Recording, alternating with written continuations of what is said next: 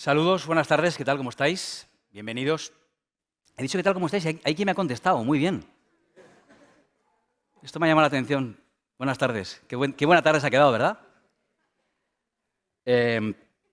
Bueno, bienvenidos de nuevo al ciclo de conferencias y charla posterior con la mirada puesta, ya lo sabéis, los que sois asiduos aquí a este ciclo, con la mirada puesta en la sostenibilidad.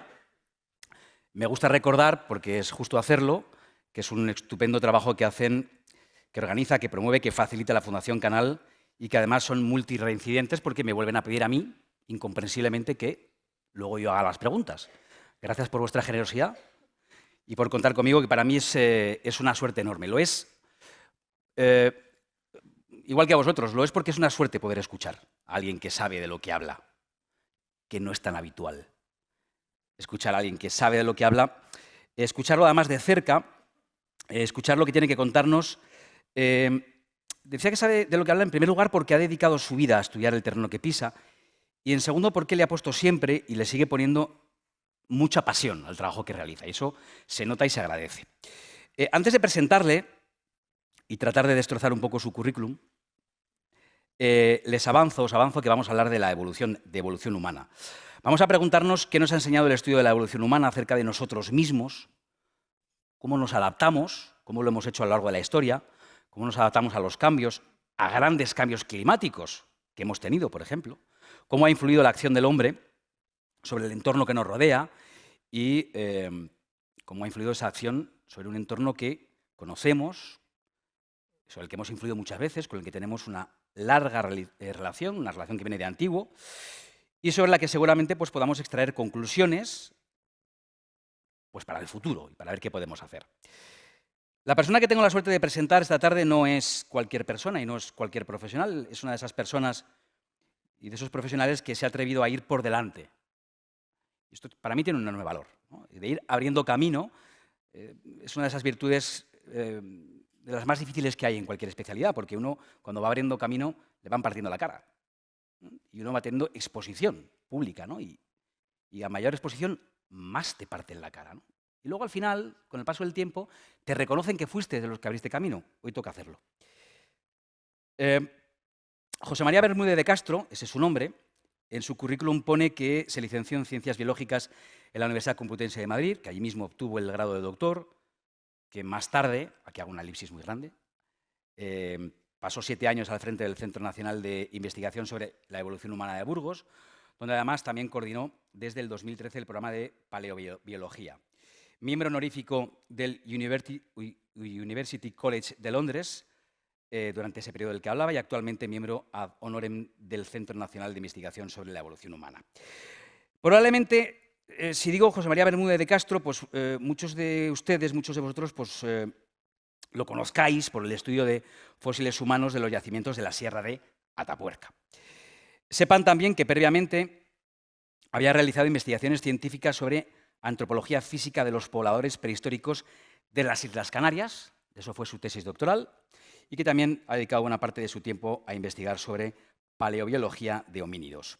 Autor de más de 300 artículos científicos publicados en las revistas científicas más prestigiosas del mundo, yo no sé si los has contado, 170 o más, ¿no? En un montón de científicas muy relevantes. De esos estudios, bueno, pues por destacar algo para que os hagáis una idea de la enorme talla científica de la persona a la que hablamos esta tarde, entre sus resultados científicos pues cabe destacar la publicación de una nueva especie del género Homo antecessor, en la revista Science en mayo del 97, o, por ejemplo, el hallazgo del fósil de homínido más antiguo de Europa, en Nature, en abril del 2008. Desde el 91 es también codirector de las excavaciones de los yacimientos pleistocénicos de la Sierra de Atapuerca, en Burgos. Podría seguir hasta el infinito, ¿eh? Un par de detalles más, y creo que además muy relevantes. Ha sido miembro científico en muchísimas exposiciones, ha impartido clase en infinidad de lugares, ha impartido charlas y conferencias incontables, y por si fuera poco, y a mí esto me gusta mucho, miembro de número de la Real Academia Española, letra K mayúscula, para más señas. Luego nos explica esto de la K mayúscula, si le da derecho a algo más o no, ¿qué es eso? Y además, me gusta, ya lo destripo, me gusta mucho que en una de las de las declaraciones que le he escuchado por ahí, ¿no?, cuando estaba escribiendo uno de sus primeros libros de divulgación, porque lleva escribiendo toda la vida. Él reconoce que una de las preocupaciones, ojo, que hablamos de alguien que viene del ámbito de la ciencia, una de las preocupaciones que tenía en aquel momento es tratar bien. Él se preguntaba, ¿estaré tratando bien el lenguaje español, la lengua castellana, el idioma español? Bueno, pues de aquellos barros, o de aquellos polvos estos barros, de aquellos barros estos lodos. Siempre lo digo al revés. Bueno, en cuanto a los premios, pues ¿qué quieres que os diga? Podría enumerar premios hasta el amanecer, pero solamente me voy a quedar con uno. Con uno, solo con uno.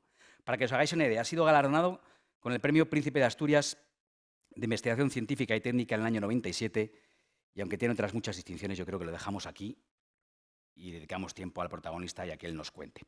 Mientras le escucháis, pues si os surge alguna pregunta, ya os han repartido una cartulina con un boli, podéis escribir vuestras preguntas porque se las podréis formular después directamente y lo haréis a través de mí. Esas preguntas os las recogerán. El resumen de las preguntas al hilo de la charla que tendremos después me llegarán a mí, así que yo haré de vuestro portavoz y luego les podremos formular esas preguntas. Sin más tiempo que perder, deseando escuchar ya a José María Bermúdez de Castro. Adelante.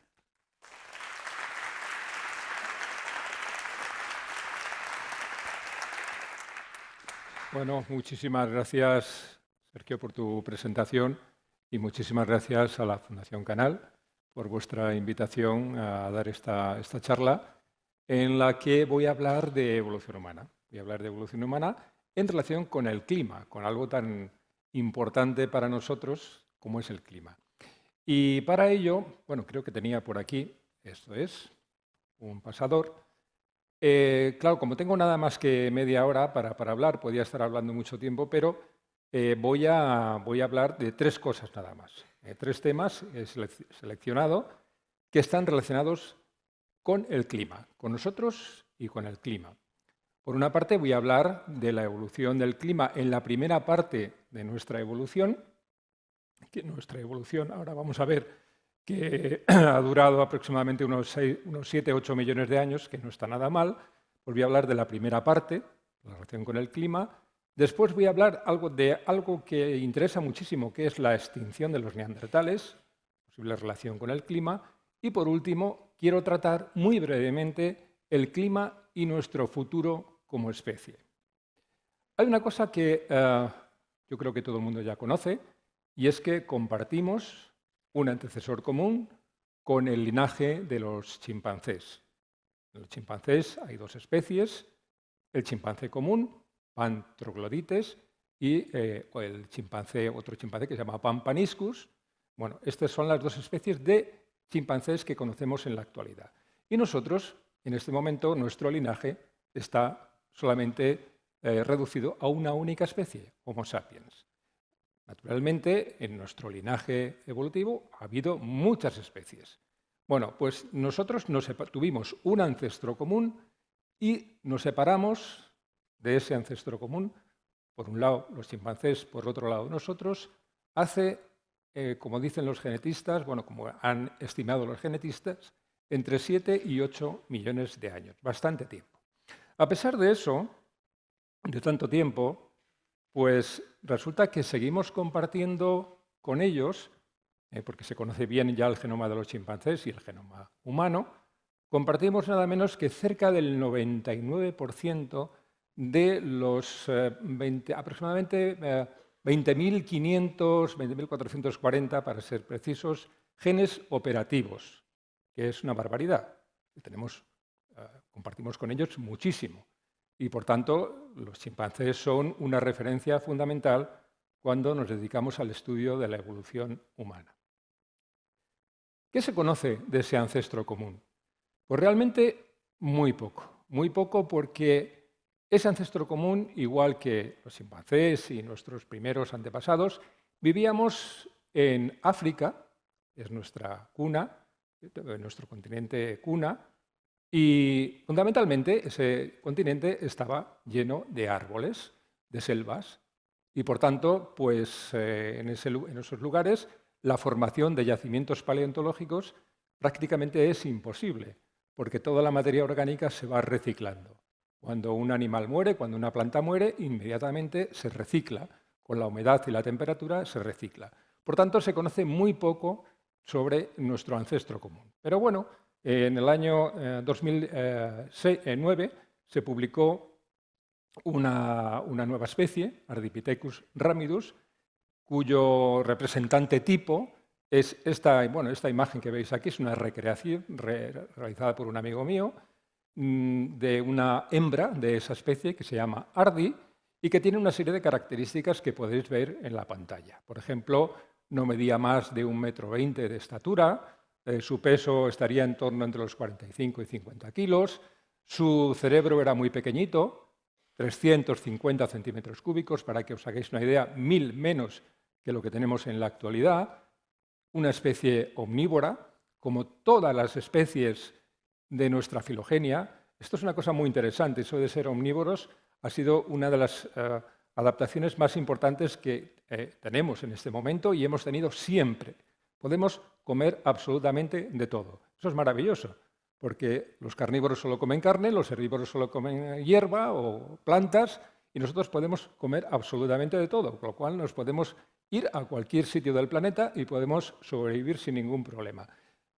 Otra de las características de esta especie es que era bípeda, igual que somos nosotros, pero también arborícola.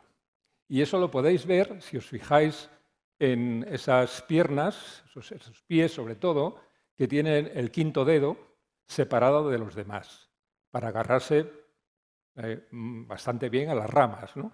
Igual que las manos tienen un dedo, el quinto dedo, muy cortito, como lo tienen los chimpancés, pero también se podían agarrar a las ramas. Así que la imagen que me hizo este amigo mío, pues nos dibuja a la hembra con su cría subida en un árbol, arborícola, pero bípeda. Esta es una adaptación que, bueno, durante muchos años se ha pensado como por qué somos bípedos, ¿no? Todas las hipótesis que se han propuesto han ido cayendo con los datos empíricos que se han logrado y ahora mismo pues, pensamos que el ancestro común ya era bípedo. Cuando nos separamos de los chimpancés, pues muy probablemente ese ancestro era bípedo o casi bípedo. Bueno, esta es la imagen icónica que todo el mundo tiene sobre la evolución humana. Esto es una imagen que se utilizó durante muchísimo tiempo y que dejó de tener vigencia pues, aproximadamente a mediados del siglo pasado. Pero se sigue utilizando porque es bonita, es interesante, ¿no?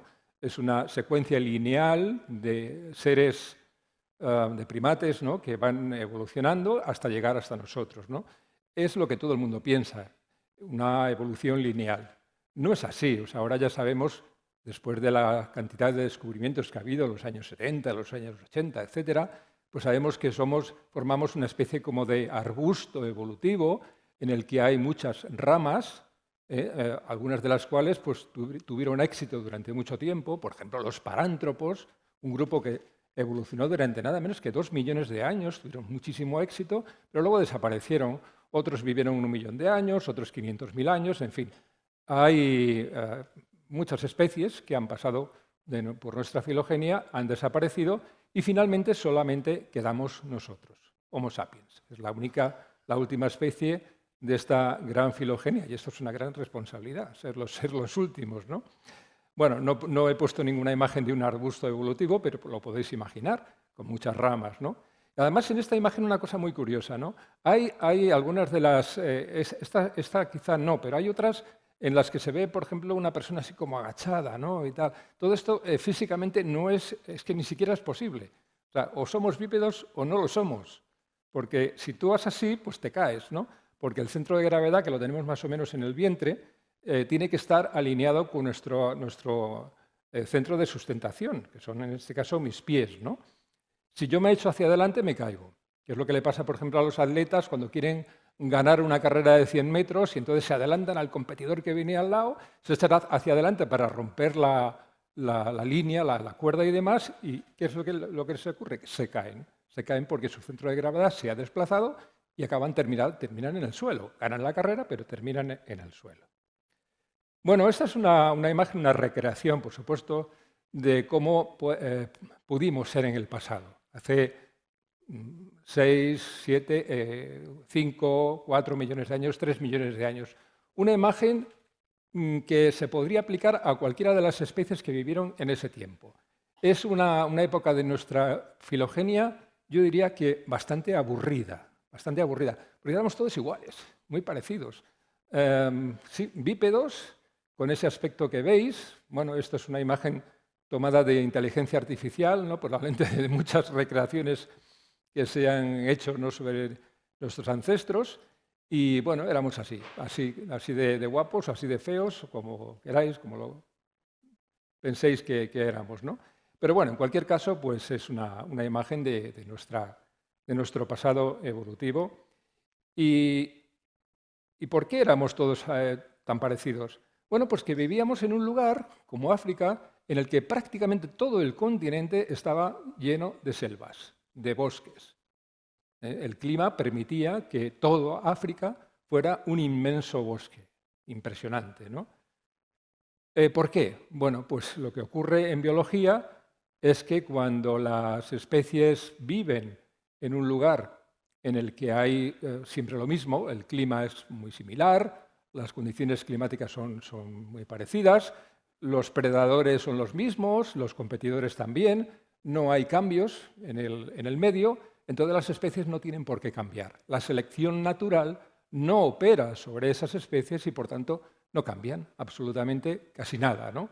Hay pequeños cambios. Por ejemplo, en los 4 primeros millones de años de nuestra evolución, pues casi el único cambio que se produjo fue el pasar de ser arborícolas más bípedos a ser casi prácticamente bípedos, nada más, ¿no? Hay cambios, se notan cambios en los fósiles que se han encontrado en cuanto al tema de, no sé, los pies, por ejemplo, pues ya el quinto dedo ya no se separa de los demás, ya está alineado con los demás dedos, pero son pequeños detalles anatómicos que no son demasiado importantes, ¿no?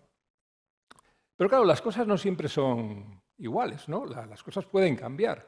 Y de hecho el clima cambió. Y aquí es donde interviene la primera cosa que voy a contar.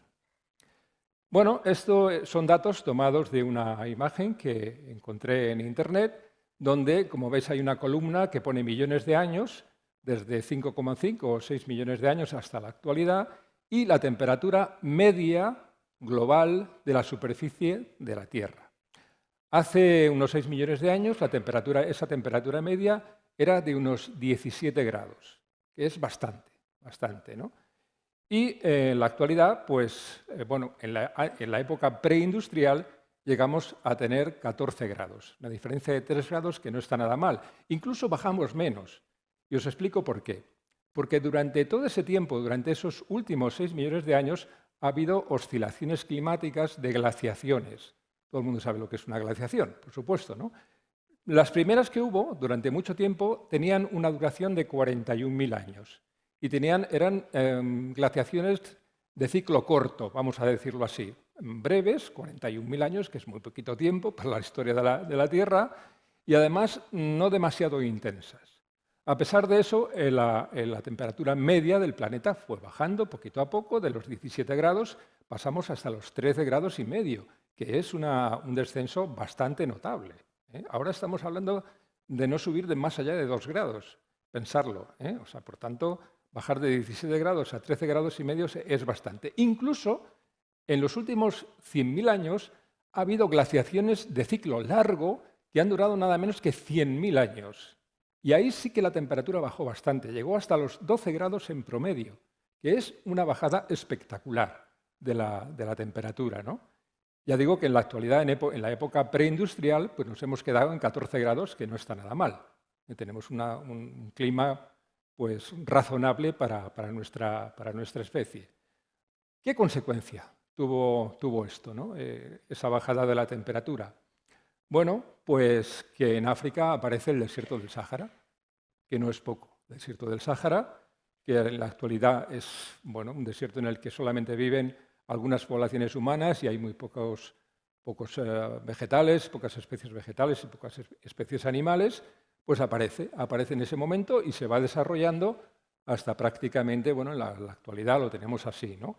De todos modos, un apunte. El desierto del Sáhara no siempre ha sido desierto, tal y como lo conocemos en la actualidad. Durante los ciclos glaciales e interglaciales ha habido momentos en que el Sáhara ha reverdecido bastante y ha sido proclive para que hubiera muchas especies, incluso para que se formaran grandes lagos y pues, corrientes de agua y demás, y que los animales podían pasar por ahí, los humanos también, etcétera, ¿no? Pero bueno, de esto no me voy a entretener porque sería muy largo. Lo cierto es que con ese cambio climático al final aparece en el norte de África, hay además una franja enorme, pues el gran desierto del Sáhara. También bueno, hay una parte de África, el sur y el este, en el que desaparecen todos estos árboles que hemos visto antes y nos aparecen las sabanas. En el oeste se quedan los chimpancés viviendo tranquilamente, viven con otros animales, incluyendo, por ejemplo, los gorilas, como bien sabéis, y muy probablemente estos primates evolucionaron muy poco porque permanecieron en un ambiente muy estable. Desde hace 7 millones de años hasta la actualidad, pues aunque no hay yacimientos paleontológicos para poder demostrarlo, es muy probable que los chimpancés hayan permanecido tal cual son durante muchísimo tiempo. Pero nosotros no, nosotros cambiamos y nos fuimos a zonas de pradera, a zonas de sabana, donde había otra cosa. Entre otras cosas, había un alimento distinto, porque si bien en la selva podemos comer muchos frutos, por ejemplo, tranquilamente, otro tipo de plantas y demás, en la sabana pues tenemos menos cosas. Por ejemplo, tenemos tubérculos, los hay en África, ¿no? Y fundamentalmente también tenemos animales para comer. Entonces hay que cambiar de dieta, hay que cambiar de la situación, no queda más remedio. Muchas de las especies de nuestra filogenia desaparecen, se van de nuestra filogenia y quedan otras cosas, otras especies. Bueno, teníamos que comer bisontes, cebras, en fin, todo lo que pudiéramos. Es que no quedaba más remedio que cambiar de dieta, ¿no? Bueno, pues hace menos de 3 millones de años, además de este cambio, aparece por primera vez en la historia de nuestra filogenia, de la humanidad, las primeras herramientas de piedra. Las herramientas de piedra bueno, pues son tan simples como las que veis en la pantalla, ¿no? Pero tienen una característica muy importante. Así como los chimpancés y otros animales, incluyendo las aves, son capaces de utilizar piedras para cualquier cosa, ¿no? Por ejemplo, para romper una nuez o para cascar un huevo, lo hacen las aves también. Nosotros lo que hicimos hace 3 millones de años fue empezar a transformar la materia prima. Esto es lo que define la cultura. Nuestra cultura, en realidad, es todo. La cultura es todo. Desde esas piedras tan simples, tan sencillas, como ese ordenador que tenemos delante, ¿no? Todo esto es nuestra cultura. Y hay más cosas que suceden hace 3 millones de años. Por ejemplo, la aparición de algo en anatomía muy importante, que es la pinza de precisión. El quinto dedo, el dedo gordo, se hace más grande en estas especies de hace 3 millones de años y empezamos a tener una herramienta anatómica fantástica, que es la pinza de precisión, con la cual yo puedo pasar muy torpemente estas diapositivas o escribir y firmar, por ejemplo, ¿no? Esto es una cosa que todo el mundo conoce muy bien. En cambio, los chimpancés o los gorilas lo que hacen es tener la pinza de agarre. Se agarran a las ramas para poder descolgarse por ellas y demás. Tienen esa fuerza para agarrarse a las ramas. Nosotros no tenemos tanta fuerza con la pinza de precisión, aunque nuestro dedo, el quinto dedo, es mucho más fuerte que en los chimpancés. Mucho más fuerte. Esto es lo que se llama la eminencia tenar, que tiene más músculos que en un chimpancé. Y tenemos esa capacidad de tener esa pinza de precisión para hacer lo que nos dicta la mente. Nuestra mente nos dice, tienes que hacer un reloj, tienes que hacer un ordenador, tienes que firmar aquí este documento. Lo hacemos con la pinza de precisión. El quinto dedo se puede unir a los demás, pero fundamentalmente se une al índice para hacer esta pinza, ¿no? Sigamos. Otra cosa que sucede en ese momento es un incremento del cerebro, un incremento del tamaño del cerebro. Pero crece muchísimo, muchísimo. De manera que, de manera exponencial, en muy poco tiempo pasamos de los 350 centímetros cúbicos que hemos visto en Ardipithecus, pasamos en la actualidad a tener un promedio de 1.350 centímetros cúbicos, que es muchísimo. Aunque los neandertales, cuidado, tuvieron hasta 1.500, tuvieron un cerebro mayor. Explicaría muchas cosas del cerebro porque es un tema que me gusta mucho, pero no me da tiempo a hacerlo. Así que tenemos en ese tiempo, entre 2 millones y 2,5 millones de años, varios temas adaptativos muy interesantes. La pinza de precisión, que nos permite hacer tecnología, está relacionado con la evolución del cerebro, y el cambio de dieta también pongo una flechita relacionado con el cerebro. ¿Por qué lo pongo relacionado con el incremento del tamaño del cerebro? ¿Porque quizá comer carne nos hace más inteligentes o hace que el cerebro crezca más? Bueno, es una buena pregunta. Si hay aquí en la sala una persona vegetariana, me tirará el bolígrafo o lo que sea. No. Ser vegetariano o ser carnívoro no te incrementa la capacidad craneal, ni la complejidad cerebral, ni nada de eso. Sencillamente que, bueno, pues un gorila cuando se levanta por la mañana hace así con la mano, coge una hojita, se la come y ya está, ya ha desayunado, ¿no? Pero si nosotros queremos desayunar en la sabana, tendremos que correr detrás de los animales, o organizarnos, o tener una organización social mucho más compleja para poder llegar y cazar y desayunar. Y claro, esto, obviamente, en mi opinión, fue lo que disparó de manera exponencial el crecimiento cerebral, no solamente en tamaño, sino en complejidad. Bueno, y el resultado es la aparición de nuevas especies. Esto que vemos aquí es Homo habilis, que es la primera especie que se conoce del género Homo, aunque algunos piensan que no es del género Homo todavía. Es una imagen, una recreación que está en el Museo de la Evolución Humana de Burgos, pero está con una herramienta, está ya con una herramienta.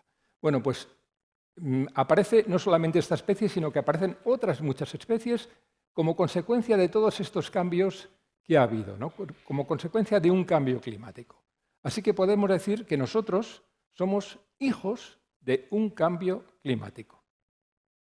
Todas las especies del género Homo, Homo neanderthalensis, los neandertales, por supuesto Homo sapiens, Homo antecesor, Homo erectus, todas estas especies aparecen como consecuencia de un gran cambio climático en el planeta. Por tanto, ya tenemos una relación entre clima y la aparición del género Homo. No es poco. Vamos a ver la segunda parte, porque me quedan 9 minutos. Los neandertales. Bueno, esta es una foto de un sobrino mío hablando con un neandertal en Alemania. Bueno, los neandertales y nosotros nos separamos hace aproximadamente unos 800.000 años de antigüedad. Nos separamos, cada uno nos fuimos por nuestro lado.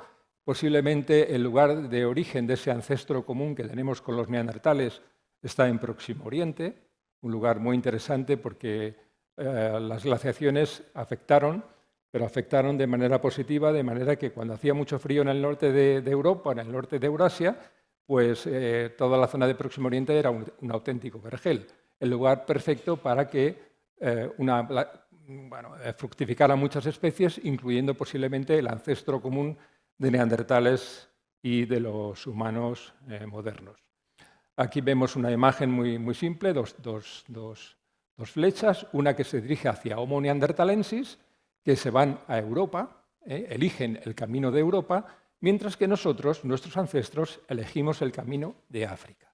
Nuestra especie, al final, se origina en África, hace unos 250.000 años, mientras que los neandertales, también en la misma época, se originan en Europa. Así tenemos los neandertales por una parte y nosotros por otra. Luego nos volvimos a juntar, como sabéis, ¿no? Incluso hibridamos con ellos y compartimos incluso algo del genoma, entre un 1 y un 4% de las poblaciones que se marcharon de África. Bueno, los neandertales tuvieron la mala pata de marcharse hacia el norte y nosotros tuvimos la buena suerte de ir hacia el sur. Si hubiéramos ido nosotros hacia el norte, nos hubiera pasado exactamente lo mismo que les pasó a los neandertales. Se han propuesto muchísimas hipótesis acerca de por qué los neandertales se extinguieron y nosotros estamos aquí, ¿no?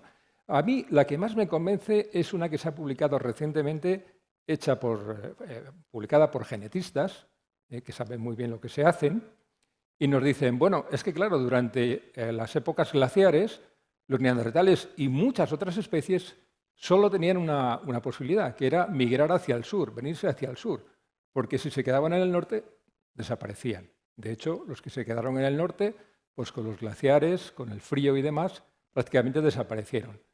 Tened en cuenta, por ejemplo, que durante las glaciaciones más intensas, estas que decía antes de 100.000 años, los hielos permanentes, podían llegar hasta el norte de Francia, para que os hagáis una idea. Si ahora mismo los hielos permanentes están en el Ártico, imaginad el frío que podría hacer en el norte de Francia. O sea, Alemania, el Reino Unido, etcétera, todo estaba bajo una capa de hielo. Así que los neandertales se vinieron hacia abajo y solamente pudieron quedarse en las zonas del Mediterráneo, península ibérica, península itálica y demás. ¿Qué ocurre? Eran poblaciones demográficamente pequeñas. Y cuando una población es pequeña, el problema que tiene se llama endogamia. Es decir, se tienen que cruzar entre ellos. Y esto es un problema gravísimo, porque al final lo que sucede es la homocigosis, es decir, comparten genes del padre y de la madre que son los mismos y pueden aparecer una gran cantidad de enfermedades o problemas bastante notables, ¿no? Con lo cual, es muy probable que los neandertales sufrieran esa endogamia tan intensa durante muchísimos años y finalmente fueran una especie bastante débil desde el punto de vista genómico. Nosotros, en cambio, estábamos tan calentitos en África, estupendos, muy bien, y un buen día, pues hace unos 120.000 años, decidimos que nos íbamos a marchar. Nos marchamos de África, empezamos a expandirnos por todo el planeta y llegamos también a Europa. Hace unos 40.000 años ya llegamos a Europa, ¿no? Y bueno, y qué bien, estupendo, ya estamos en Europa y tampoco tenemos los neandertales, ya prácticamente ya se van, ya van desapareciendo y llegamos nosotros.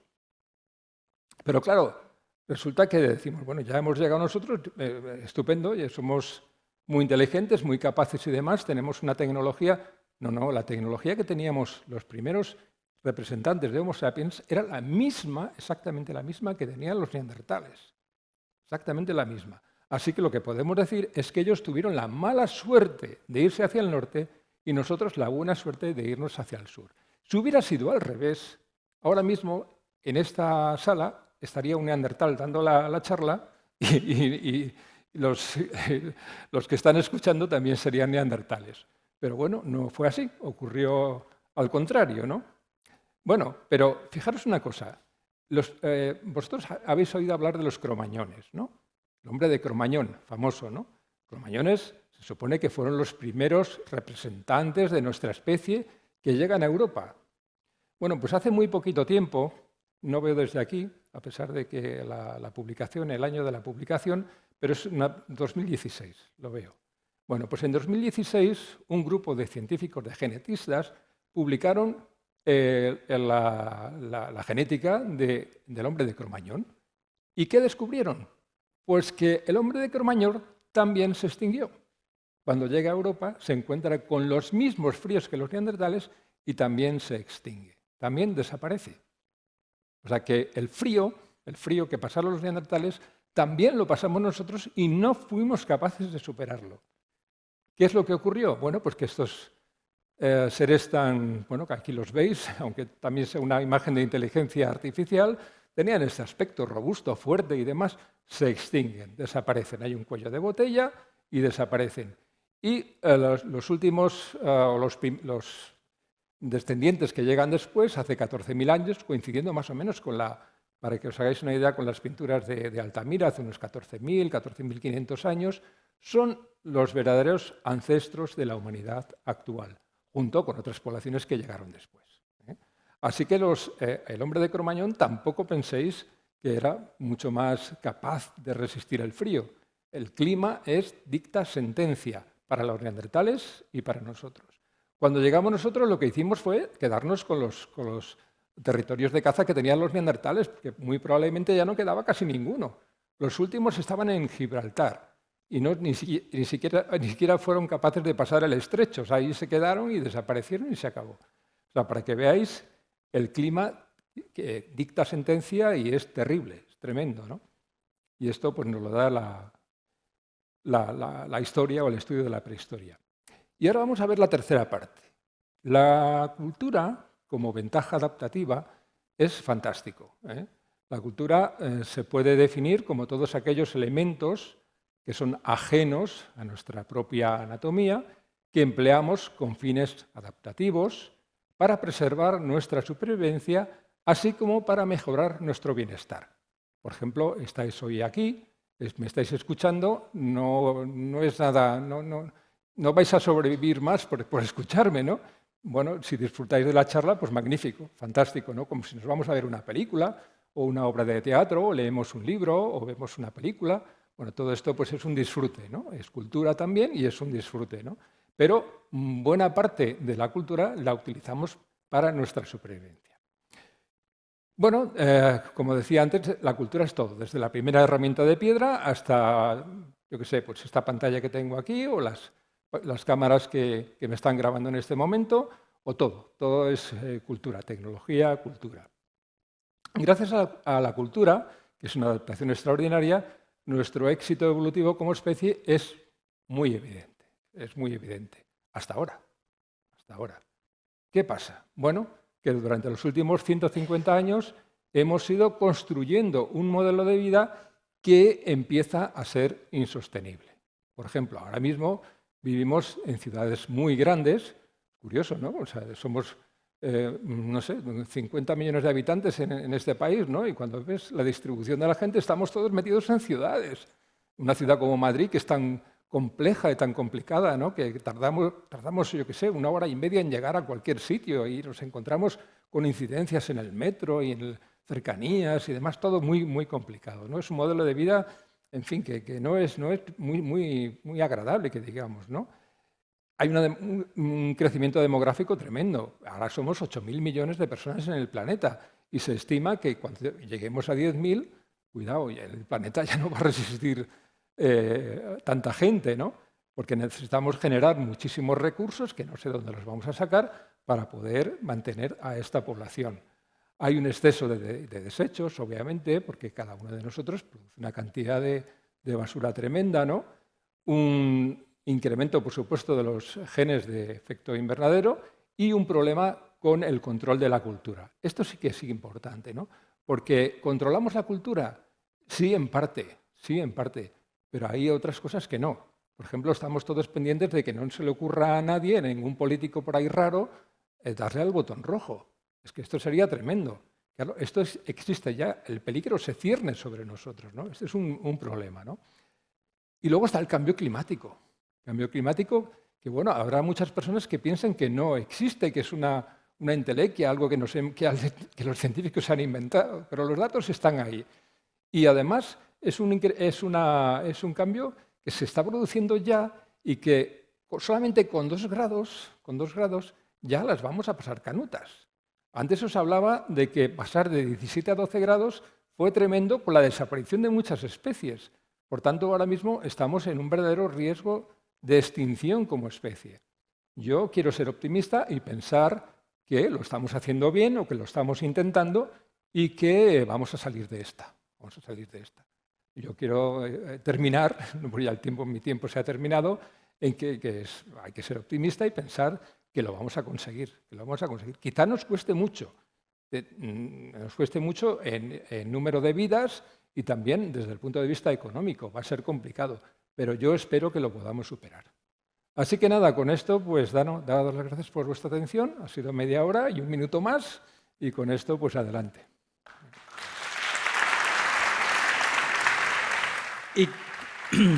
Y con esto, después de la delicia que ha sido escucharte, ¿te puedo tutear? Por supuesto, solo faltaba. Siempre quise tutear a una eminencia como José María Bermúdez de Castro. Hay una frase que me gusta mucho parafrasear y recordar, que es la brevedad es un ejercicio de respeto hacia los demás, ¿no? Y tener en cuenta el tiempo. A mí me gusta mucho observar cuando el ponente está pendiente del reloj y dice: me queda 1 minuto, se ha acabado mi tiempo y lo he clavado, que es lo que ha ocurrido esa tarde. Me ha llamado mucho la atención muchas cosas. Vaya por delante que yo no soy ningún experto en la materia, humilde periodista. Ya sabes lo que dicen de que los periodistas tenemos un conocimiento tan grande como un océano con la profundidad de un charco. Ahí me manejo yo. Que no está nada mal, ¿eh? Que no está nada mal. Bueno, es una habilidad para la barra del bar, pero en fin. Pero en cualquier caso, sí soy muy curioso, así que de esa curiosidad le plantearé preguntas, o te plantearé preguntas, pero también voy a estar muy pendiente de las preguntas que formuléis vosotros, ¿vale? O sea, tan pronto como tengáis alguna pregunta que no la queráis dejar dentro, por favor, formularla, y habrá un amplio despliegue del equipo que estará transcribiendo esas preguntas para hacerlas llegar aquí a WhatsApp, así que no seré un maleducado cuando lea el teléfono, sino que estaré leyendo vuestras preguntas. Pero hay cosas que a mí ya me han llamado la atención. Entonces, debo deducir, por empezar por algún lado, debo deducir que lo de los neandertales fue una cuestión de, o sea, lo de la evolución de nuestra especie, el Homo sapiens, ¿de suerte? Sí. O de mala suerte. En su caso, de En mala el suerte. nuestro de buena En el suerte. nuestro de buena suerte y en el caso de los neandertales de mala suerte. ¿Solo? Pues sí, porque yo creo, vamos, no podemos viajar en el tiempo para verlo, ¿no? Pero esto es lo que nos cuentan los genetistas. Los genetistas nos dicen, bueno, es que estamos examinando el genoma de los neandertales y vemos muchos genes que están en homocigosis. En homocigosis quiere decir que reciben la misma información del padre y de la madre.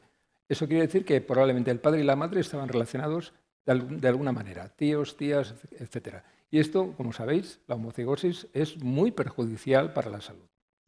Muy perjudicial. Sin entrar a valorar ninguna casa real, que nadie esté pensando en eso. Que no Bueno, todo estamos el mundo ahí. estaba pensando en lo mismo, pero bueno.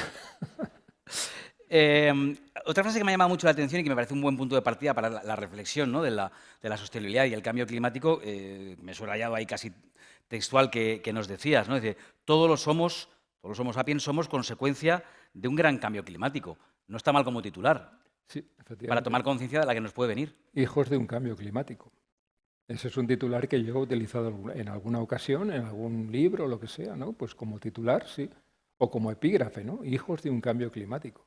Y como aviso para navegantes. Es decir, Y como aviso o nos lo navegantes. tomamos en serio o... Efectivamente. Es decir, bueno, esto ha ocurrido en el pasado y hemos visto que pasar un montón de especies que eran muy parecidas y que estaban estupendamente adaptadas en África, decir, oye, pues mira, ahora cambiamos de ambiente, ahora estáis en la sabana y ahí las cosas no son igual. Entonces, ¿qué ocurrió? Pues que muchas de las especies del bosque desaparecieron sin dejar rastro. Bueno, dejaron los rastros de los fósiles que encuentran los paleontólogos, ¿no? Y luego pues aparecen otras especies, entre ellas pues, los neandertales, Homo antecessor, Homo erectus, Homo floresiensis también, y nosotros. Aquí estamos. Si lo coge uno por el lado optimista, alguien estará pensando, bueno, las pasamos canutas, pero lo superamos. Entonces, ahora, si ya hemos tenido varios cambios climáticos, pues ahora porque nos venga otro, ¿dónde están los alarmistas? Si ya hemos pasado varios, ¿no? Claro, lo único que este viene muy rápido. Este viene tan deprisa que biológicamente no lo vamos a poder superar. Lo tendremos que superar con la tecnología, que es nuestra aliada. Es nuestra aliada. Nuestra aliada o nuestra enemiga. Depende cómo lo tomemos, ¿no? Si es nuestra aliada, fantástico. De hecho, pues oye, se está haciendo un esfuerzo muy grande por contaminar menos, por reciclar, etcétera, etcétera. Todo eso se está haciendo ya, ¿no? Lo que pasa que, bueno, pues oye, no todo el mundo piensa igual, ¿no? Y algunos dicen, oye, pues mira, a ver si creo un arma más letal y demás, y con esto me quedo con el territorio porque aspiro a conseguir los recursos económicos que tiene este país, por ejemplo. Es que esto es así. O sea, que debemos entonces quedarnos con la idea de que la gran diferencia entre este cambio climático que estamos ya, y los datos no dejan lugar a duda, que estamos ya sufriendo, y otros anteriores, es que este es rápido, es súbito. Y por tanto, Súbito. quizá no nos dé tiempo, bueno, quizá no, como especie no nos va a dar tiempo a adaptarnos. No. Como especie no. Biológicamente es inviable, imposible. Nuestra evolución es lentísima. Tan lenta, que hace 250.000 años, cuando se supone que aparece nuestra especie, si vemos un cráneo o vemos un esqueleto de una persona de hace 250.000 años, pues nada, pues sería igual que nosotros, muy parecida, quizá un poco más robustotes, ¿no? Habéis visto ese cromañón, ¿no? Así que la inteligencia artificial pero es muy real, ¿no? Fuertotes y demás, con la cabeza un poquito más grandota, más robusta, porque masticaban otras cosas más, no tenían estos alimentos tan blanditos que comemos en la actualidad, ¿no? Pero en cualquier caso muy similares a nosotros, con una diferencia genética mínima. Bueno, pues a partir de aquí, que ya me queda mucho más tranquilo como especie, Os escucho, ¿eh? O sea, podéis seguir formando vuestras preguntas que enseguida me llegarán. Me gustaría, también bueno, por ir por un ratito por el lado humano, el lado más que humano, por el lado personal. Usted tiene un hijo, tú tienes un hijo de unos 12 años. 12 años va a cumplir, sí. ¿Cómo le explicas eso de la evolución humana? Bueno, lo va conociendo porque en casa se habla de esto, se habla bastante, ¿no? Y él lee también, ¿no? Nos escucha. Mi mujer, su madre es arqueóloga y por tanto, bueno, pues es algo que vive en casa, ¿no? Y lo tiene asumido perfectamente, sin ningún problema. Lo conoce muy bien, además, ¿no? No es algo que le pueda sonar raro porque en casa lo tiene. También tiene difícil esconder nada en casa, con dos arqueólogos. Él, además, es un chico listo porque dice, bueno, yo voy a hacer tu carrera y la de mamá, para que no nos peleemos, ¿no? Dice, oye, yo voy a hacer lengua también, o voy a hacer letras y luego también ciencias, ¿no? Es muy curioso. ¿Tú qué te sientes más? ¿Biólogo, antropólogo, paleontólogo, arqueólogo? Yo casi me definiría como biólogo, ¿no? Porque es la base, lo básico, ¿no? Ahí empezó todo. Sí, biólogo. Yo creo que biólogo. O sea, el estudio de la biología, me gusta la zoología, la botánica, todo lo relacionado con la naturaleza me encanta, ¿no? Lo de la paleoantropología surgió pues, por unas circunstancias muy particulares, ¿no? Ahora me dirás que por casualidad, como lo del... Sí, por casualidad, por casualidad. Y bueno, es una historia un poquito larga, ¿no? Porque pues cuando yo tenía 15 años hablábamos de estas cuestiones en la pandilla, ¿no? Porque eran temas que no se hablaba en aquella época. En aquella época pues estaba prohibido hablar de evolución humana, a pesar de que Darwin ya en 1871 publica El origen del hombre y en 1859 El origen de las especies. O sea, nos llevaban 100 años de ventaja a los británicos, ¿no? Y aquí no se hablaba de ese tema, ¿no? Yo lo hablaba con mis compañeros del barrio, ¿no? Yo soy de un barrio muy cercano aquí, ¿no? Y hablaba con ellos de ese tema, ¿no? Y yo descubro la evolución humana, la descubro en la universidad, gracias a un profesor buenísimo de antropología que me explica no sé, el estudio del hombre de Pekín y tal. Y yo decía, anda, si es lo que contábamos cuando éramos críos, ¿no? Y tal, ¿no? Yo descubro esto cuando tenía 20 años. Y claro, yo descubro esto y digo, bueno, pues yo me voy a dedicar a esto, ¿no? A pesar de que me podía haber dedicado a otra cosa, a la genética, me gustaba la genética, me gustaba la zoología, me gustaba la botánica, todo me gustaba, ¿no? Todo lo relacionado con la naturaleza me gustaba. Pero bueno, vi esto y dije, bueno, esto es lo que me gusta, voy a hacerlo. Le preguntaba porque yo le confesaba justo antes de esta charla que yo conozco a arqueólogos que me confesaban que la pasión les llegó por la peli Indiana Jones. No sé si habrá alguno en la sala, pero esto lo he vivido yo y así son las cosas, ¿no? En su caso, la casualidad y unos amigos muy raros con los que hablabas, porque hablar de estas cosas en el barrio, Sí, de fútbol se entiende. Bueno, pero, eran unos amigos muy curiosos. Teníamos muchas inquietudes, muchas inquietudes. Éramos una pandilla, bueno, llevábamos nuestro tirachinas, por supuesto, como todos, ¿no? Pero hablábamos de estas cosas, del cole y de tal, y cuando salíamos, oye, que me han dicho no sé qué, tal, y yo hablaba de estas cosas, éramos muy... Entrábamos en el Museo Nacional de Ciencias Naturales un día sí y otro también. Estaban fatal. Estábamos muy mal, muy mal. Estos no eran normales. Sí. Bueno, volviendo al hilo serio, después de la cantidad de años que vas estudiando la evolución humana y desde diferentes perspectivas, ángulos, con publicaciones, algunas, como yo decía al principio, muy relevantes en la historia científica, ¿no? No de nuestro país, sino a nivel mundial, ¿qué conclusiones has sacado? ¿Qué crees que podemos aprender de la historia de nuestra evolución para las decisiones que ahora me barrunto que serán bien importantes, las que tenemos que tomar en poco tiempo? Bueno, yo creo que lo primero que se aprende cuando estudias evolución humana es tener un poquito más de humildad, ¿no? Y decir, bueno, vamos a ver, que no somos superiores ni todas estas cosas milongas que nos han contado, ¿no? No somos superiores a ninguna otra especie. Somos una especie más del ecosistema, del planeta Tierra, y por tanto lo que tenemos que hacer, bueno, tenemos unas capacidades, la cultura, que es una adaptación fabulosa, y lo que tenemos que hacer es proteger la naturaleza. Eso es algo que se aprende rápidamente. Decir, oye, no, esto hay que protegerlo porque si destruimos la naturaleza nos destruimos a nosotros mismos. Por mucha cultura que tuviéramos, si no hay naturaleza, estamos perdidos. Y esto es lo primero que se tiene que aprender, y se aprende, ¿no?, con el estudio de la antropología. Nuestros ancestros vivieron felices o relativamente felices, porque también se peleaban entre ellos, durante mucho tiempo y tenían un modelo de vida que era, pues, que estaba muy bien, ¿no? Es decir, oye, no tenían los problemas de tráfico ni nada de eso, ¿no? Ahora nosotros hemos creado algo muy interesante, que es la tecnología, la cultura, pero eso nos está creando problemas también. Problemas con los que tenemos que lidiar cada día. Cada día. Oye, que tengo un atasco. Oye, que hay una incidencia en el metro, los que vivimos aquí en Madrid, ¿no? Tenemos una incidencia en el metro y no podemos pasar. Que ha pasado esto, que se ha roto una tubería, no sé qué, el otro Que día. se ha caído WhatsApp. Que se Qué ha caído, drama. que se ha caído WhatsApp, claro, se cae. A nosotros ya nos han avisado que nos cortan el agua mañana en Colmenar Viejo, en nuestra calle. Digo, ¿y cuándo me ducho yo? ¿No? O sea, es que tenemos todos estos problemas, ¿no? Son problemas muy, muy graves, pero nos hemos acostumbrado a vivir de una manera y entonces si nos falta algo, pues estamos perdidos. Como se nos caiga un día Internet, estamos acabados. Sí, una crisis tremenda. Y además lo digo de verdad. ¿Crees que nos hemos separado demasiado de la naturaleza?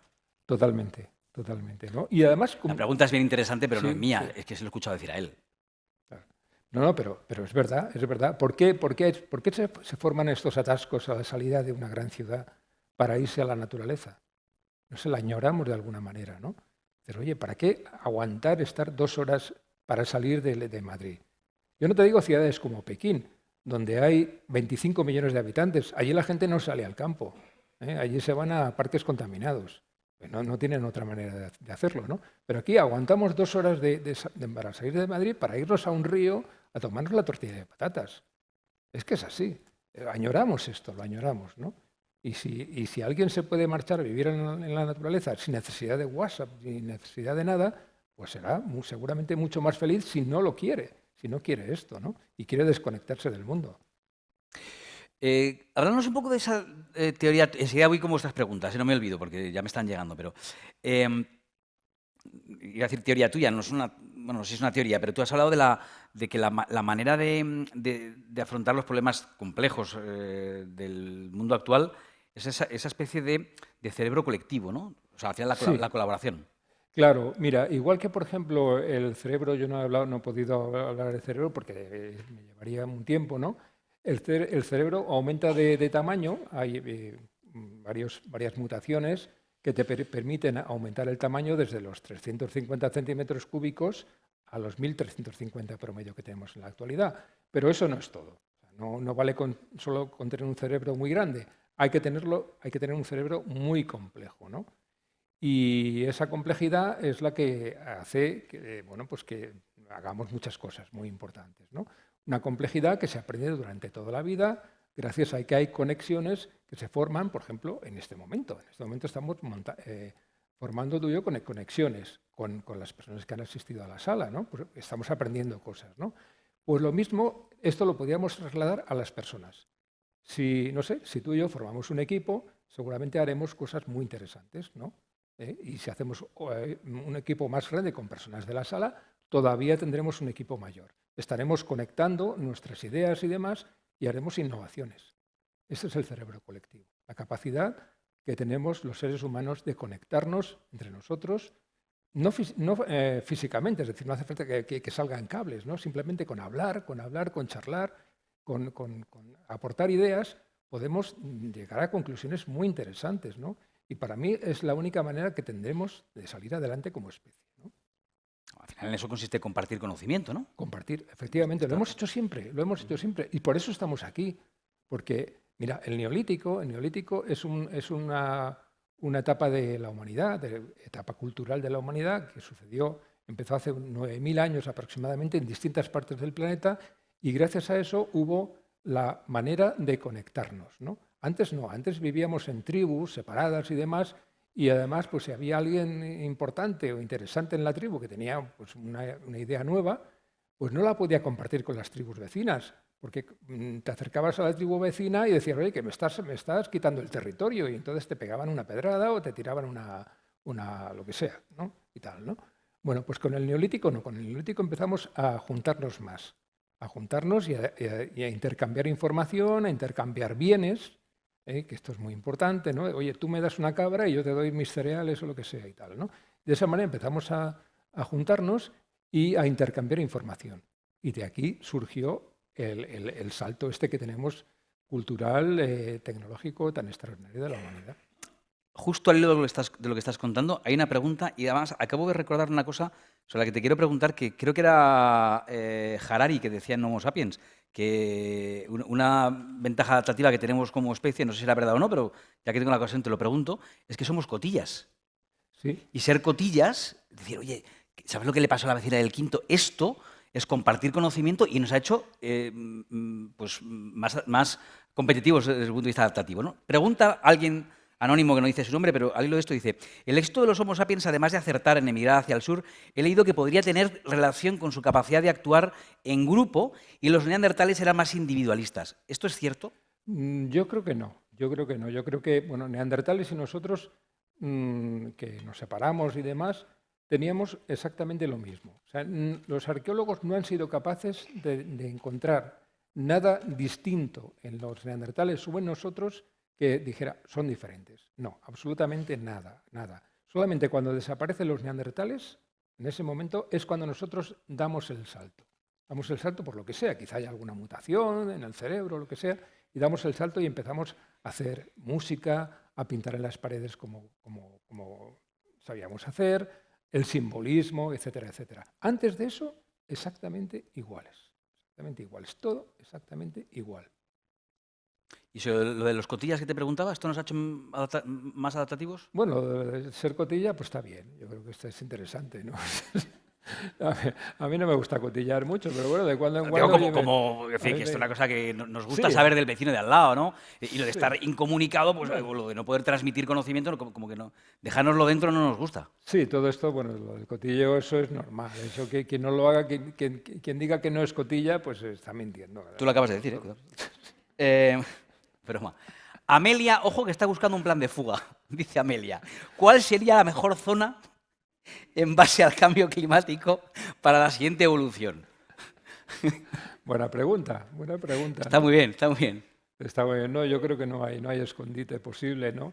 Yo creo que si nos llegan problemas de verdad, no nos podemos esconder en ninguna parte. Así como hay refugios nucleares y demás, con el cambio climático yo creo que no hay... Si fuera tan grave, ¿no? como se anuncia, ¿no? No tendríamos sitio donde escondernos, ¿no? Porque todos dependemos de los demás y dependemos de la naturaleza. Si la naturaleza tiene problemas, nosotros tendríamos problemas. Que nos vamos a un refugio nuclear y estamos ahí ¿cuánto tiempo? ¿No? Es que no tiene ningún sentido. Lo siento, Amelia. Esto hay que arreglarlo todos juntos. ¿Lo habéis escuchado? Colaboración y un cerebro colaborativo.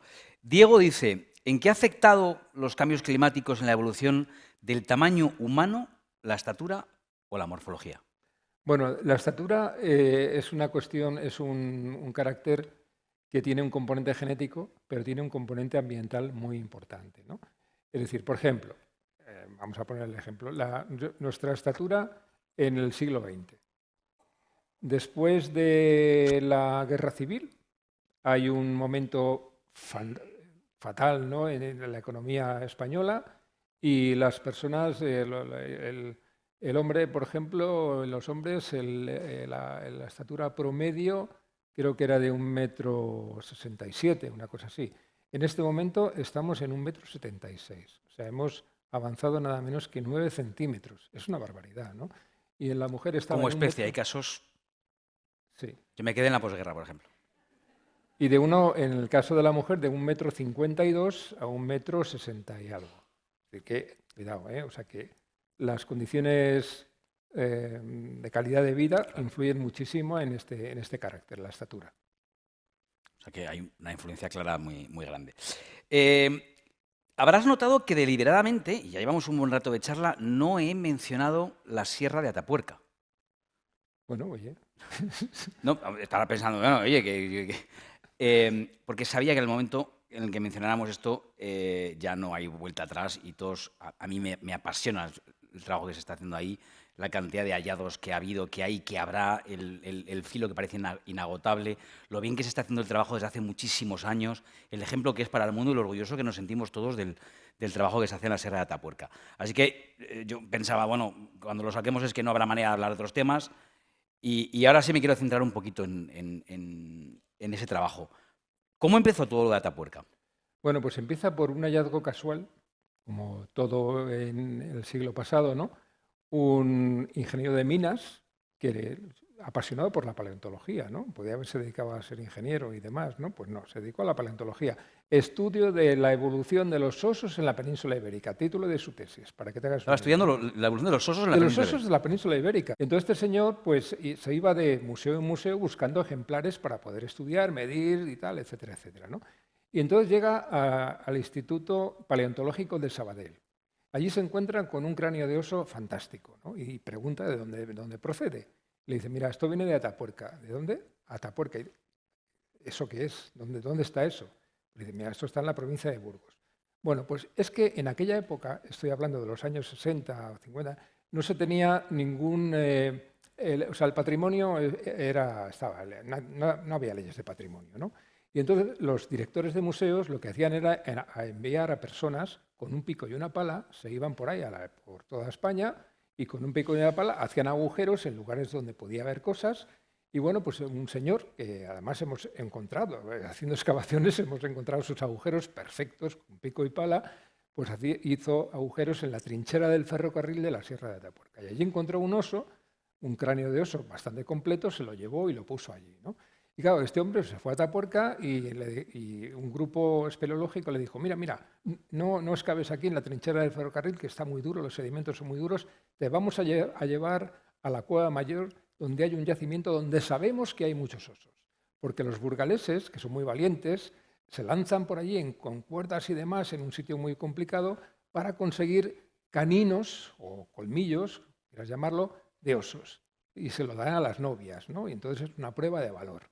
Entonces este señor se bajó allí y efectivamente se encontró un montón de huesos, todos rotos por los buscadores de colmillos, y entre ellos encontró restos humanos, que se los entregó a un paleontólogo ya desaparecido recientemente, el profesor Emiliano Aguirre, mi mentor, y este hombre pues dijo, ostras, aquí esto es un filón, aquí me voy y tal. Se fue y así empezó el proyecto Atapuerca. Pidió un proyecto ya en el año 78 al Ministerio de Ciencia de entonces y hasta la fecha. Bueno, hay una parte de casualidad, como siempre, pero es verdad que luego hay una parte del empeño de alguien, ¿no? Sí, sí.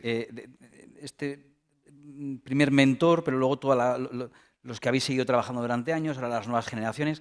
Y hay algo que a mí me apasiona de todo ese trabajo, que es que, claro, al principio, hasta la sistematización del trabajo en Atapuerca, pues muchas cosas en España o no sabíamos hacerlas o no se hacían así, hubo que aprender, ¿no? Y sobre todo hubo que convencer a la comunidad internacional de que los hallazgos nuestros tenían valor científico, es decir, que estaban perfectamente registrados, datados y que el trabajo estaba bien hecho. Sí, Esto sí. fue duro, ¿no?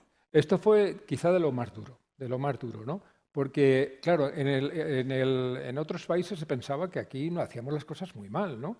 Yo te contaría muchas cosas, ¿no? Un día, por ejemplo, que fuimos a Francia, ¿no? a ver unas colecciones y la responsable de las colecciones nos dijo, ¿y ahora cómo vais a regresar a España, no?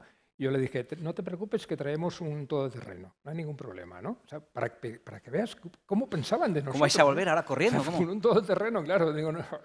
Ella pensaba que no teníamos autovías o que no teníamos nada de esto, ¿no? Para que te hagas una idea, ¿no? Pues científicamente pasaba lo mismo, ¿no? Pensaban que nosotros éramos pues unos chavales muy majetes, ¿no? Que hacíamos cosas interesantes, que nos gustaba esto y tal, porque ellos eran los que exploraban los yacimientos españoles y se llevaban los fósiles, se los llevaban a Francia, se los llevaban al Reino Unido, donde fuera, sobre todo a Francia, ¿no? Allí los estudiaban y ya está, ¿no? Y cuando empezamos nosotros decían, bueno, ¿y estos chavales qué pasa, no? Pero fue muy curioso, ¿no? Porque nos trataron de manera muy cariñosa, ¿no? Nosotros empezamos a enviar trabajos al Reino Unido y demás, y claro, con un inglés bastante chapucero, y entonces nos corregían y decían, mira, qué majetes y tal, ¿no? Y entonces nos corregían los artículos y decían, bueno, esto se escribe así y tal, y bueno, así empezamos a publicar en inglés, ¿no? Fue una cosa muy curiosa, ¿no? Sí, qué majetes y tal, pero hasta que empezaron a aparecer los hallazgos Claro. que refutaban teorías o cuestionaban cosas, ¿no? Y Esto, entonces ahí esto ya menos gracia, ¿no? Ahí ya no les hacía gracia. Ahí ya empezamos a las peleas, ¿no? Las discusiones, los debates científicos. Ya no éramos tan majetes, ya éramos unos cabroncetes, ¿no? Que hacíamos Nos venís a cuestionar toda la teoría evolutiva, muy ¿no? importantes, ¿no? Bueno, primero, hay que visitar, lo digo yo porque hay que hacerlo, ¿no? El Museo de la Evolución Humana que has mencionado varias veces, hay que visitarlo, ¿no? Porque no hay que perderse, no sé en la sala quienes no lo han, tanto Atapuerca como el Museo de la Evolución hay que visitarlo. Cuéntanos ¿Alguna anécdota o curiosidad que te venga así a la memoria? Hablo un poquito para que te dé tiempo a pensar en alguna. Pues no sé cuántas jornadas puedes haber pasado excavando con los equipos diferentes, pero en tantos años imagino que horas y horas y horas. Habrá momentos para todo, también graciosos, ¿no? Sí, hay de todo. Anécdotas muchísimas, ¿no? Pero, por ejemplo, me estoy acordando del primer año, del año 83, mi primera campaña de excavación. Yo llegué allí y no tenía ni idea. Como no soy arqueólogo, soy biólogo, pues yo no tenía ni idea, ¿no? Y entonces, claro, los arqueólogos eran muy simpáticos, ¿no? Y entonces me gastaron la broma típica y característica, ¿no? A mí me dieron unas herramientas, me dieron un destornillador, me dieron un cepillito, me dieron un recogedor y tal, y un cubo para echar los sedimentos, ¿no? Y bueno, pues nada, entonces yo pues, empecé a excavar ahí, no tenía ni idea, tal. Y entonces la broma consistía en meter algo dentro de la cuadrícula para que lo encontrara el neófito, el que El llegaba nuevo. a empezar. El nuevo Y un llegaba super tal. hallazgo, ¿no? Nada, ¿no? Nada. Entonces, claro, me pusieron un canto de río. Un canto de río dentro de una cueva no hace nada, o sea, eso está fuera de contexto. Y claro, yo como no tenía ni idea, pues bueno, todo al cubo, incluyendo el canto de río, ¿no? Y entonces se me acercan los arqueólogos, jefes, ahora son amigos míos, Eudald Carbonell entre ellos, que tú conoces y demás. Se me hace, oye, ¿qué has hecho, José María? ¿Qué has hecho y tal? Pues nada, yo excavar y tal. ¿Pero esto qué es? Digo, pues una piedra. ¿Cómo que una piedra? Esto es un canto, esto es un martillo con el que se hacía la industria lítica y demás y tal. Y yo, chico, pues perdonadme y tal. Dice, no, no te preocupes, te vamos a dar una herramienta mucho más adecuada a tus conocimientos arqueológicos. Y me dieron un martillo de 20 kilos o 25 kilos que pesaba y tal, martillo neumático, y me pasé los 10 días de excavación con el martillo neumático. Era muy divertido, yo me lo pasé bomba con aquello, ¿no? Y a partir de entonces, pues ya el martillo neumático, el pico y la pala, era mi trabajo. Montar andamios, ese tipo de cosas. Vamos, te degradaron rapidísimamente, ¿no? Sí, me calaron enseguida, se dieron cuenta que yo de arqueología no tenía ni idea. Y bueno. Voy a retomar algunas de las preguntas que tengo por aquí pendientes. Creo que, por ejemplo, esta que plantea alguien que no deja el nombre, en parte la ha respondido, pero en parte no. Dice, ¿es verdad que hay un pequeño porcentaje en nuestros genes de los neandertales? Lo explicaba antes, sí. Bueno, ahora nos lo he explicado con un poquito más de detalle. Dice, ¿y de los cromañones? Bueno, de los cromañones algo nos quedará, por supuesto, ¿no? Aunque se extinguieran, pero claro, ellos procedían de África y, por tanto, pues en la especie, no a lo mejor ni en ti ni en mí, ¿no? Pero en la especie están los genes de los cromañones, obviamente, ¿no? Naturalmente. Se extinguen como población, pero no como especie. Una cosa es la especie y otra cosa son las poblaciones de la especie, ¿no? Una población se puede extinguir, pero queda el genoma de la especie, ¿no? Entonces, ver sí, de los neandertales, claro, porque hibridamos, cuando nos juntamos de nuevo en Próximo Oriente o en otros sitios, en Asia y demás, hibridamos. Y además, posiblemente, bueno, eso lo han probado compañeros nuestros del proyecto, escuchaban igual que nosotros y probablemente tenían un lenguaje, el lenguaje neandertal, y como convivimos 80.000 años con ellos, pues es muy posible que tuviéramos al final un mismo lenguaje, ¿no? Y compartíamos la cultura, la tecnología, y compartimos el lenguaje y hibridamos y tuvimos descendencia fértil. ¿Eh? ¿Podemos considerar que en aquel punto éramos prácticamente la misma especie? ¿O no? Pues casi la misma especie, casi la misma especie. Lo que pasa es que 800.000 años de divergencia no es suficiente. Por eso decía que la evolución humana, o la evolución en general de las especies, es lentísima, ¿no? 800.000 años, que nos parece una eternidad, no es nada desde el punto de vista biológico. Todavía era posible que pudiéramos hibridar y tener descendencia fértil. Cosa que ocurre todavía con algunas especies, desde luego los vegetales también, ¿no? Se pueden hibridar y tal con facilidad. Así que el límite de las especies es un límite, digamos que convencional. Le decimos, oye, sí, neandertales sí, Homo sapiens también, porque si pusiéramos en esta sala 50 neandertales, cráneos de neandertal y 50 cráneos de sapiens, los mezcláramos así y tal, cualquier persona de la sala sería capaz de diferenciarlos sin ningún problema. No cometería ningún error, porque ellos tenían la cabeza pepinada, más mayor que la nuestra, tenían una cara muy proyectada hacia adelante, y nosotros tenemos un cerebro más redondeado y una cara mucho más corta, ¿no? Con lo cual sería muy sencillo. Eso se consigue con muy pocos genes, con muy pocas mutaciones se puede conseguir, se puede hacer, ¿no? Pero genéticamente, es decir, el aspecto físico, que tenían los neandertales era diferente del nuestro, diferente del nuestro. A pesar de eso, hibridamos. Quiere decir que estaríamos muy necesitados, ¿no? Porque si no... A partir de las 5 de la mañana. Yo no sé si lo recuerdas, al principio de la pandemia, es que me lo he recordado, hubo alguna teoría bastante desarrollada, en fin, con cierta base científica, que yo tuve ocasión de leer, incluso hablar con alguno de los científicos, que decía que en ese pequeño porcentaje de genoma neandertal, pues hay en la actualidad gente que puede tener un 1%, un 3%, o un 5%. Esta teoría decía que los que compartían más base genética con los neandertales eran más vulnerables al virus del COVID. ¿Esto te suena? Sí, esto me suena porque lo comentó un colega nuestro, Svante Pavo, que ha sido premio Príncipe de Asturias de investigación científica y técnica, que fue el que encontró el ADN o el DNA mitocondrial y el ADN nuclear en la cima de los huesos de la Sierra de Atapuerca, colaborador nuestro de hace ya bastantes años, ¿no? Bueno, pues es cierto que cuando nosotros salimos de África nos encontramos con una serie de poblaciones, entre ellos los neandertales. Y claro, como hibridamos, ellos tenían una serie de cuestiones en su genoma que pasaron a nosotros y nosotros les pasamos otra parte de nuestro genoma, ¿no? Y claro, ellos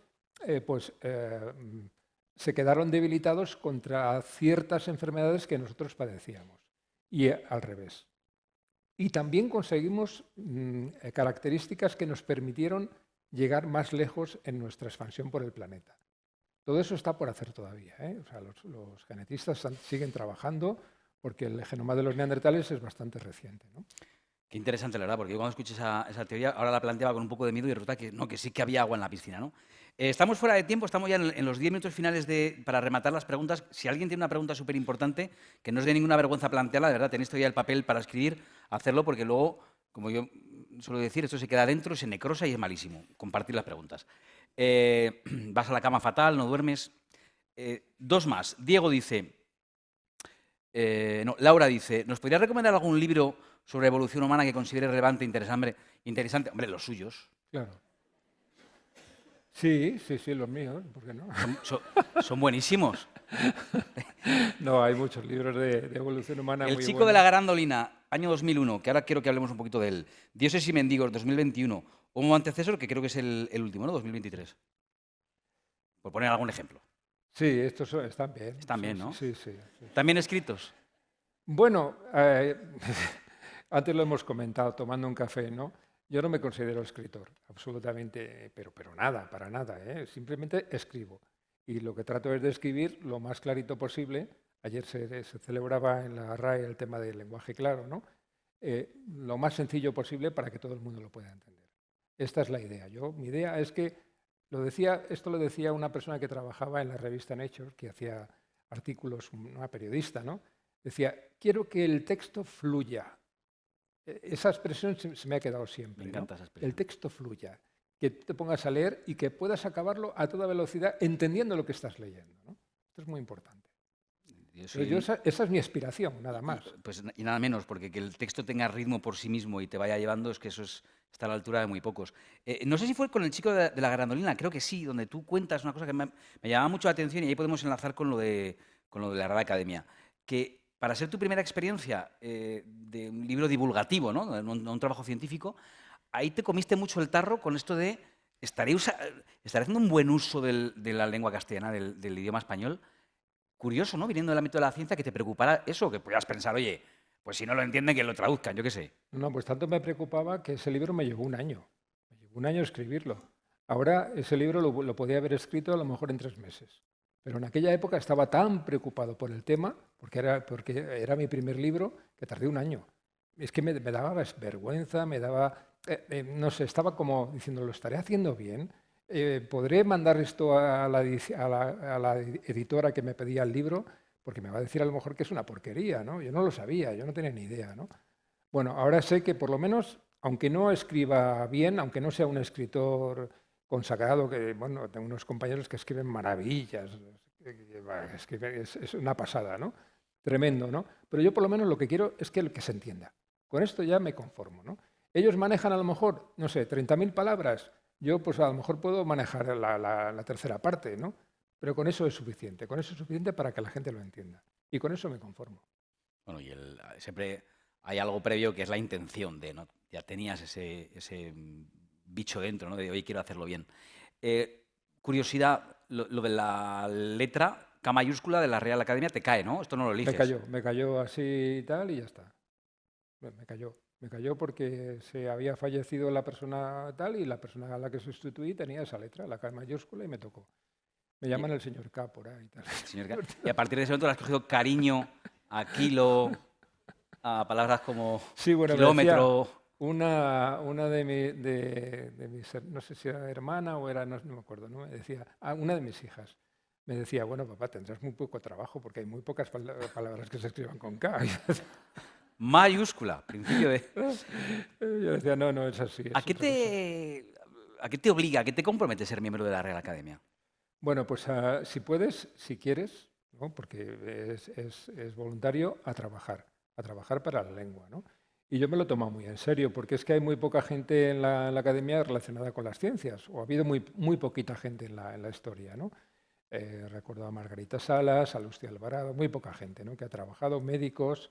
Ahora mismo está José Manuel Sánchez Ron, que es historiador de la ciencia, y está Pedro García Barreno, que es médico. Y estoy yo, nada más. Entonces, claro, ahí en este momento pues yo calculo que unas 4.000, 5.000 palabras relacionadas con temas científicos, ¿no? Y claro, ver todo esto es muy complicado, hay que revisarlo. Yo me estoy encontrando palabras cuyas acepciones son del siglo XIX. Claro, todo esto hay que cambiarlo, están ya pasadas, ¿no? Y revisar todo esto lleva muchísimo tiempo. Imagino que una de las preocupaciones ahí, vamos, en el ámbito científico, técnico, es la cantidad de anglicismos. Bueno, ahora Sí, anglicismos y antes fueron galicismos y eso es complejo, ¿no? Porque eso es complicado. Sí, hay personas especialistas en este tema. No sé, yo creo que es un poco de, somos muy vagos, ¿no? Porque podríamos traducir las cosas, ¿no? O sea, decir, bueno, oye, nos ha llegado un anglicismo o cualquier otra palabra de otra lengua, son fundamentalmente anglicismos, y ya la adoptamos y se acabó. Ya nos acostumbramos a ella bueno, pues a mí me cuesta mucho trabajo muchas veces. A mí me están hablando personas jóvenes y demás y me hablan de personas que, no sé, del mundo de la economía y demás, me dicen, oye, no sé qué y tal, y yo no entiendo nada, ¿no? Y digo, bueno, ¿qué estamos hablando de otra lengua o qué? hemos cambiado. Hemos cambiado, ¿no? Esto ha evolucionado tanto bueno. Pues porque no hablas con chavales de 19 años que te dicen lo de tirar bif y esas cosas. Alguno lo ha entendido, ¿no? Hay pocos de 19. Claro. También, oye, también en el ámbito científico se utilizan muchos anglicismos, ¿eh? Lo que pasa es que, bueno, si quieres escribir para el gran público tienes que traducirlos, no te queda más remedio.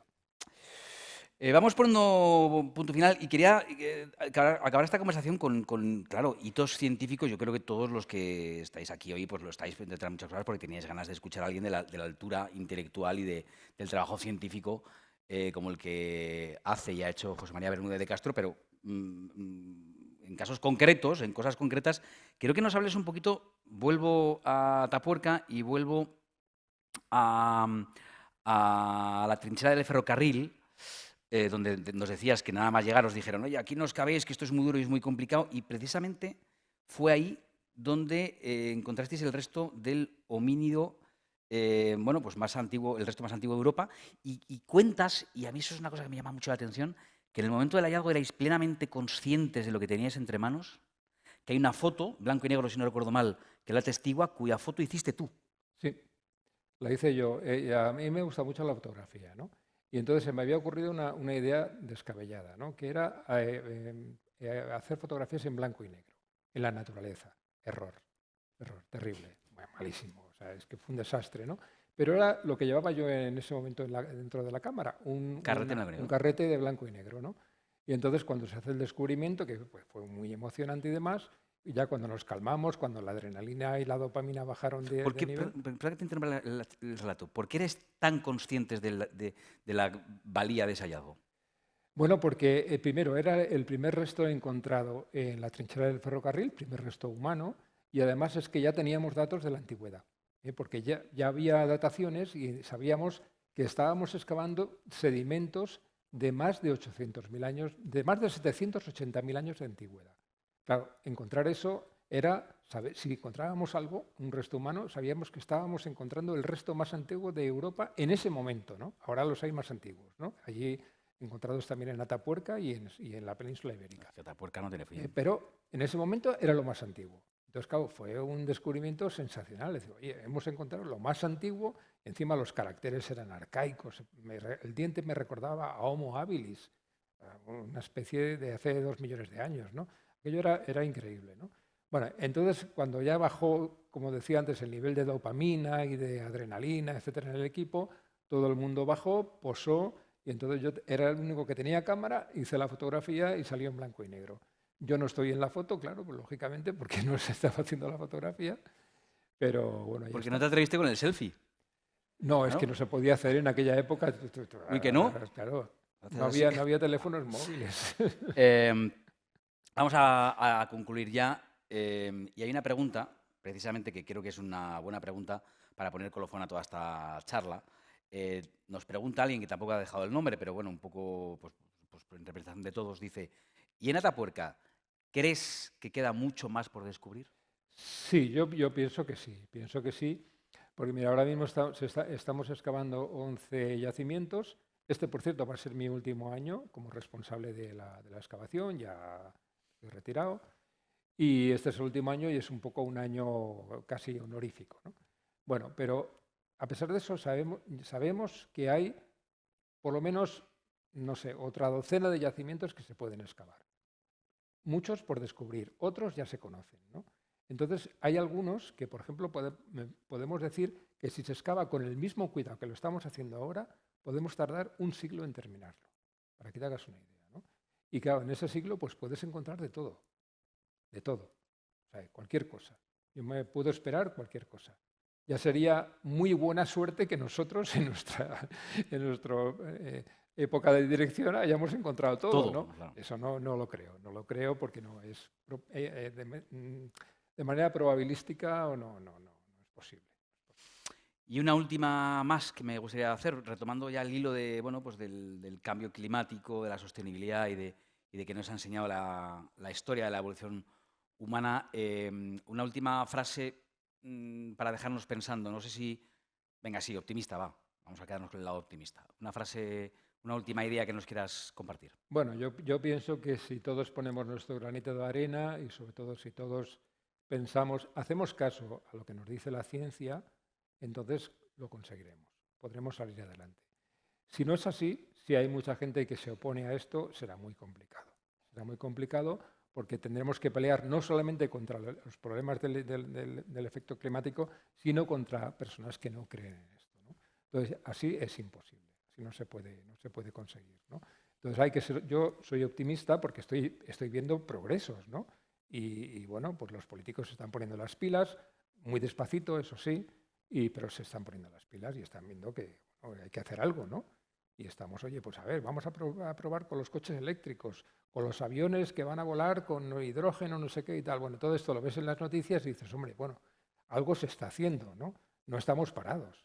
Vamos, sería un suicidio colectivo de inmediato, ¿no? Porque si esto no, bueno, yo creo que el incremento climático va a disminuir poquito a poco. Yo soy optimista, ¿no? Hay otros compañeros, como por ejemplo Eudald Carbonell, que son mucho más pesimistas, ¿no? Lo que sí es cierto es que esto nos va a costar mucho. Ya lo decía antes, ¿no? Desde el punto de vista económico e incluso posiblemente de vidas humanas. Esto nos va a costar. Pero yo espero que salgamos adelante. Para ser optimista... Bueno, es que yo hay días que me levanto optimista y otros muy pesimista, ¿no? José María Bermúdez de Castro, ¿has estado a gusto? Pues mucho, muchísimo. ¿Hay algo que te quede por decir? No, bueno, si hay más preguntas, yo puedo estar aquí hasta la hora que quiera. No, que esta gente tiene casa. Un placer. Muchas gracias. Gracias a ti. Gracias.